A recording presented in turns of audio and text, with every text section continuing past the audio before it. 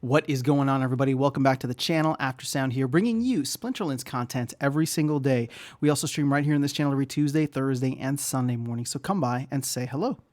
All right, guys. Well, I wanted to talk about why I think the SPS rental market had a perfect launch. And yes, I'm being a little tongue in cheek because it's not the perfect system, obviously, and it is only bids, but the fact that it is only bids, I think, has allowed us two things. One, to see how pervasive the bot issue is, as well as have some control over who you want to rent to. So what I mean by this is, I don't want to assume that all of these accounts up here are bots, although they look a little weird. But when you get down to the A&D accounts, right? So that here's like A&D 500 goes all the way down. So that's 500 accounts right there, all trying to rent about 125 SPS for bronze.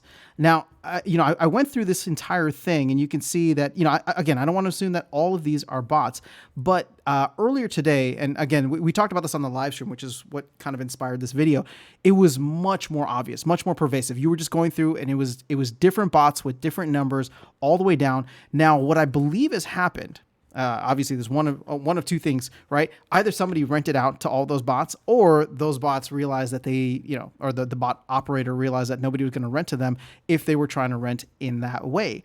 So they probably pulled all of their bids off the market. So the reason that this is so important, and you've seen a little bit of conversation around this happening in Discord as well. It's like, if I'm going to rent out any of my SPS, I kind of don't want to rent it to an account that has a random name and a bunch of numbers behind it. Had this been done in a more traditional market fashion, I would just list my SPS for what I felt like was a good deal. And of course, everybody else would market around that, right? Markets are going to market. So it would be kind of a race to the bottom. Let's say I wanted one whole DEC. Well, somebody's going to put in for 0.999, and then it's just going to go down from there.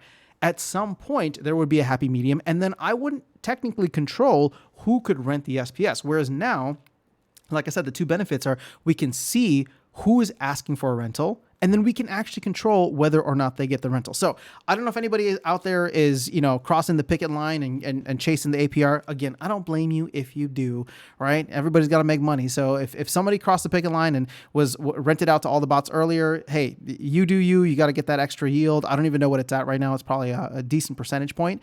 Add to your SPS staking kind of APR. But at the end of the day, we do have a little control now. So I don't think that this is going to last very long. Obviously, the team wants to make an update and probably make this a more traditional market. If they don't, there's already the XBot SPS staking, application, and I'm sure other third parties like Splex, Peak Monsters will come in with a little bit more of a dynamic system. But as it stands right now, I think it's had a positive impact on the game because you don't have to rent your SPS out to random people or to bots. You can choose who it goes to. Now, the other thing that I want to kind of cover with this outside of the bots is the simple fact that you actually don't even need to rent your SPS out. And I think that is probably one of the biggest or the most underrated things about this launch, right? The fact that we can get not just our 10x or where we were at before, but above that up to 13.3x. I can look at this and say, for example, you'll see here that my boost is actually, let's see, I know I'm above 10. All right, so I'm at 10.07, right? So I could take this 0.07, and when I was in like Diamond 2 earlier, it was significantly higher than that. But I could take that 0.07 and feel like, all right, how much do I need in order to like just completely max out Diamond if I'm going to stay there? Then I can rent everything additional to that, right? Yes, I can go and chase that APR, but I kind of like the extra benefit that I have from getting a higher reward share. So I could chase that in a yield, right? Earning DEC from delegating it out, or I could chase the reward in game, hopefully by getting more SPS. So it's not apples to apples. It's not the best comparison. But at least you don't feel like you're missing out if you choose not to rent your SPS. You will still get some kind of benefit, unless, of course, you're a mega whale and you have way more than like 1.2 million or something like that, or way above whatever league that you're playing in, right? And for everybody, that's going to be different depending on what league you're in. But ultimately, I think that the way that it launched was actually a blessing in disguise. And hopefully it stays this way for a while so we can see what the ecosystem looks like before bots decide on what their equilibrium price is going to be, right? At some point, somebody's going to cross the picket line. And again, this is not judgment. I'm just using metaphors here. So somebody's going to cross and say, yes, I'm willing to rent out my SPS for 0.008 or whatever the highest bid is right now. So at some point, somebody's going to do that. And when they do, right, I'm sure many others will follow or whatever the case is. And certain accounts, probably bot farms, are going to come in and take advantage of that. But otherwise, at least for now, I think that it launched despite its flaws, right? Despite its flaws, because I know everybody's been kind of hating on it, and rightfully so.